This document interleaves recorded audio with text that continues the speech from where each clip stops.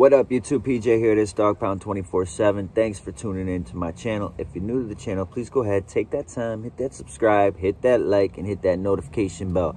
Good afternoon to you all. Thanks for tuning in. I have a great video for you guys in store today. Today we're going to be speaking on the New Mexico riot that took place in 1980, February 2nd and 3rd. All right, this was the bloodiest prison riot on American soil to date.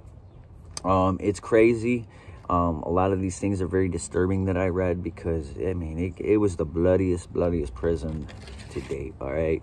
I'm about to give you a rundown of why this, this took place. It's pretty much, the reason behind it is the most common throughout prison riots, all right? It's living conditions, the way they're treated, everything, there's always a reason for these riots. They just don't pop off and take place for no reason. So let's break this down. All right, but before I get into this, I want to thank all my viewers and subscribers. Thanks for being very supportive of my channel. Also, we're almost at 1K. Everybody, please hit that subscribe. Help me out. Hit that like. I truly appreciate it. It means a lot. Please hit that like. All right, let's get into this. Let's break this down. All right, this is the New Mexico prison riot that took place in 1980, February 2nd and 3rd. All right. During this riot, there were over 200 injured, 33 deaths. All of them were inmates that were killed. There were 12 corrections officers taken hostage. 7 COs, they had severe injuries, either from beatings and rapes, all right? Which, I started thinking about it. At first, I said to myself, how were there 33 inmates killed, all right? And out of the 12 corrections officers that were taken hostage, none were killed. But it got me thinking, all right? I guarantee it, during this riot, a lot of these inmates, they did not want to have a corrections officer's death on their jacket. They didn't want to own that, all right? Because let me tell you, if you have anything to do with harming a corrections officer or a staff member within the prison system, you're going to have issues when you're doing time. Let me tell you, me just having a bullshit assault staff on my rap sheet within the prison system, a majority of you knows that was a BS ticket that was wrote on me. I've never assaulted any staff member within the prison system, but just having that on there, it raises questions with, if you go from prison to prison. Trust me when I tell you. I'll get into that another time.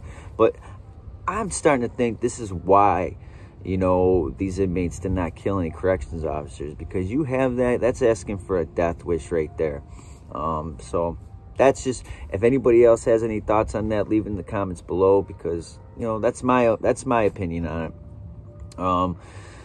This riot, like I said, there were over 200 injured. A lot of these injuries that took place during this riot, their life, they had to live with a lot of these, for the rest of their lives. I mean, a lot of these inmates lost limbs and stuff like that. All right. The root cause of this riot, I have, it's arguable that there's a lot of reasons, all right? But a majority of the reasons why this took place were the living conditions, okay? I believe that there was 1,156 inmates in this facility on the night of the riot. And this facility, is supposed to only house 963 inmates. 963 beds for 1,156 inmates. Do the math. So this prison was also an older prison, all right? It was very, very dirty as well. The living conditions were very, very unsanitary, and that was huge with these inmates. I've read that through several different things that I've read was a very big reason on this, and it's kind of gruesome. So can you imagine living in a prison that was very unsanitary, especially being overcrowded like that? Inmates weren't allowed to take showers all the time, and even the bathrooms and the plumbing within this prison was horrible. They were having a lot of backups. There was sewage on floors, stuff like that. There were inmates having to sleep in the bathrooms within this prison and the dorm room settings I was reading. So can you just imagine that? That is gross. Highly gross. I hated when I was doing time in prison having to shower in the same shower as another man. There were like gym showers, but still, that is just highly unsanitary. Another, reason behind this was the food quality. Okay, and this is very common, especially with the Attica riot that took place. The food quality was horrendous. It was pretty much slop. I've seen pictures of some of the food that they were fed, and I just couldn't believe that they were fed this. Okay, my dog eats better than that. It's crazy. I just could never understand, you know, the way I see it, regardless if I was a prison official or anything with that, if I'm not going to eat it, I'm not going to feed it to another man, all right, or woman. I'm just not going to do that. That's just crazy to me. It's inhumane. It's just, oh, it's just, ugh. If you would have seen pictures of this, you would have seen, oh my God, it was horrible. So that's other reasons. Okay, educational purposes were taken away. They were taken away well before the riot took place, but I think it happened in 1975. Schooling was taken away. Educational programs were taken away. What else was taken away? Recreational. They weren't letting inmates out into the yards and, you know, having rec as much anymore. So this caused a lot of leisure time and a lot of lockdown periods, okay? And when you get locked down for long periods of time, a lot of hostility builds up, okay? Then that creates more drama with inmates to inmates. It causes more gossip. Inmates just sit there in themselves, think about the next man. Oh, he might be a rat. He went and did this. And it just causes too much time down. And, not, you know, a lot of these inmates, we already have enough time as it is. And when you lock down inmates longer on long periods of time, it causes more chaos. Believe me when I tell you. It gives them more time to think. It's just not good. It's not good at all. And it causes a lot more animosity between the staff of the prison and the inmates.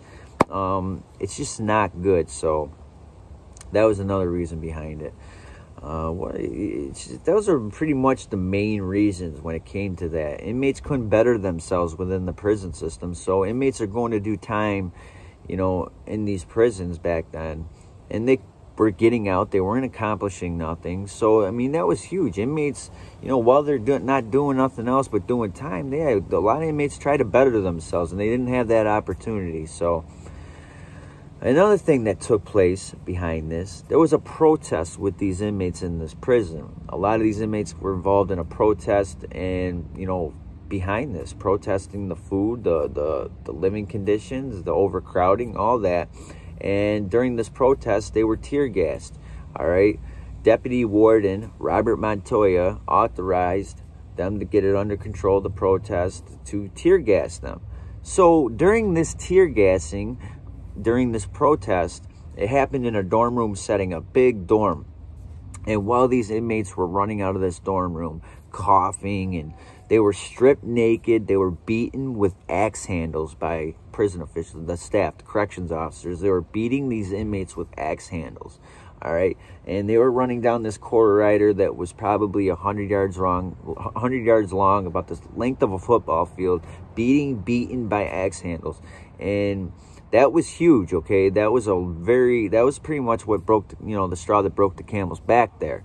And can you just imagine that? I couldn't imagine being on either side of that fence. I couldn't imagine being the inmate being beaten by axe handles running down this corridor. I couldn't imagine being a corrections officer doing this to inmates. They are human beings. I can't. Morally, I just couldn't do it to another human being unless they were imposing danger on my life or my family's life, okay? I just couldn't imagine it. And then these people are involved in doing this to another human being. They had what was coming to them. So that was huge, okay? They even labeled that as the night of the axe handles, all right? That was huge. Why this riot took place. That was the last straw right there. So I have some photos too. I'm going to download some photos, upload some photos of, the aftermath of this prison. Certain things were kind of crazy to me, but, during this riot as well, a lot of these inmates broke into where they stored a lot of pharmaceuticals, a lot of the medications for the inmates. They were breaking in, taking cocktails of prescription pills, and they were overdosing. So some of the 33 inmates that were killed, that was due to ODing on drugs. They were just taking pills. They didn't know what the hell they were doing. I can only imagine. So there were some overdoses behind that. So these drug addicts were breaking in, taking the pills, ODing. So that was a majority of the deaths that were involved in this riot. And also, mind you, And cell block 4 is where they housed a lot of the snitches, pedophiles, and rapos, okay? The pretty much PC inmates. That's where they were housed, in cell block 4. There were 96 inmates in there, all right? And also in cell block 4 is where they, you know, kept a lot of, you know, it was a psychological wing. They kept a lot of the files to a lot of the inmates, all the inmates in the prison. And those files were reasons why a lot of these inmates couldn't be paroled, because psychological reasons. Oh, he's not suitable for society, so bam, that's where they kept a lot of these files. So the inmates knew that, and they were getting to those files no matter what, you know, what it took. So they didn't have keys like that. So what they were doing, they were taking cutting torches and cutting through the cells to get to block the block. So it took some time to get to certain areas, okay? And they did not have keys to open up cell doors. They had to cut through all cell doors, all right, mind you. In cell block 4, they were getting to those. They also got their hands on the files, which showed who the rats were, all right? Speaking of who the rats were, in this prison also, they started coercing inmates into being, you know, informants. Confidential informants, CIs. They were coercing inmates, and that caused a lot of tensions with the inmates as well. Inmates to inmates, that caused a lot, because you can't be trusted. All right, they didn't know who to trust throughout, you know, the inmates, you know, before this riot took place. So that caused a lot of tension, and they knew staff were doing this. They knew staff was coercing, you know, a lot of the inmates into being rats. So nobody was trusted behind that as well. But they got to the files, and they could see who were the CIs. And those were a lot of them that were killed as well. All right. So in these files, when they broke into these files, they were going through them. They were on two-way radios. They were talking like, yo, he's a rat. He's a rat. This is a rat. Cell number 4. No, cell number 5. Cell number 10. Whatever the case may be. They were seeing who the rats were, who the, you know, the rapos were, the child molesters, and they were going to get to them, and they were going to be killed. But here's the thing. Like I said, they had to use cutting torches to get through these cells. So it took a long period of time.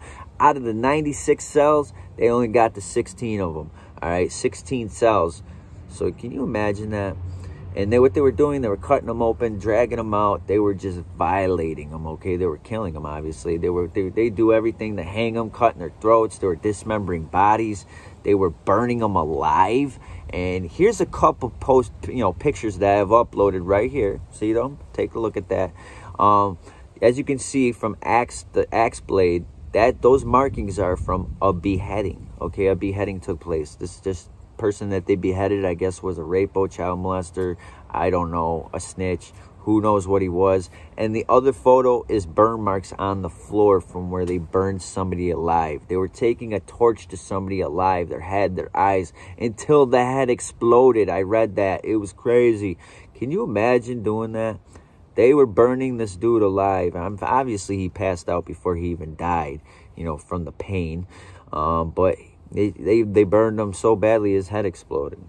Crazy. And another gentleman they hung, all right? He was a pedophile, I believe. They hung, and no, actually he was an informant. They hung him, they cut his throat, they cut his genitals off, and stuffed him in his mouth. Gross, right? Disgusting.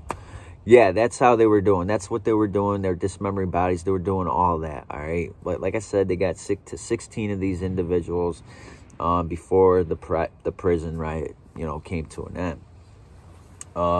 So the aftermath of this prison riot, it was all for many reasons. There was a lot of politics involved.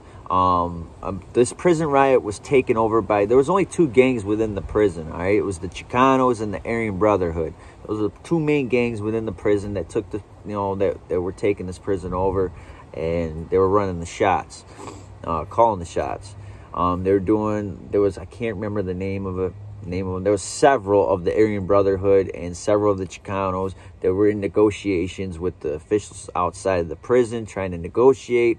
So it was from both gangs. They were kind of came together as one to try to get, you know, shit established. And eventually, you know, they weren't having it no more, okay? Warden Jerry Griffin and Deputy Warden Robert Montoya eventually on Sunday took back over the prison. They weren't, you know, because during this negotiations, they weren't really seeing eye to eye on a lot of different demands, and shit wasn't getting, you know, like the Attica riot, there was actually more, you know, they were actually coming together, you know, better when that riot took place than this riot. They, for some reason, the warden, Jerry Griffin, he was very hard-headed, and he wasn't trying to give what the inmates wanted, from what I gathered. If I'm wrong, please leave it in the comments, but that's, you know, pretty self-explanatory what I read. And Robert Montoya, the deputy warden, he actually took, prior to this riot, he actually took a course out in San Francisco on if an altercation ever broke out like this. So he kind of had a better ways of handling things than the actual warden himself. And he was trying to, you know, steer Jerry Griffin in the right direction, but he wasn't having. He was hard-headed. But anyway, the New Mexico State Police stormed the prison, you know, on the 36th hour on Sunday, and took over the prison. All right. The aftermath of this whole prison, the most I do know, out of all the inmates that were involved, the longest lengthy sentence that was added on to their original sentence was no more than 9 years. So, which is crazy to me. That's it. Out of the deaths, the mutilation of bodies, and the beating and rapes of the guards, and all that, 9 years. That was it. That was the highest lengthy sentence on these inmates. It didn't give names of who they were, stuff like that.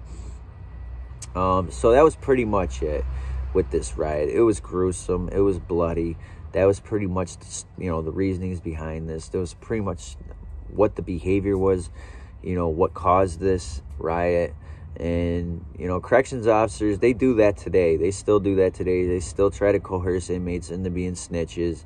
That will never end. What they'll do is they'll find the weak inmates and pretty much, you know, play good cop with them, you know what I mean? Like, oh, we'll do this, we'll give you little favors, we'll act like we're your buddy. That shit happens every day.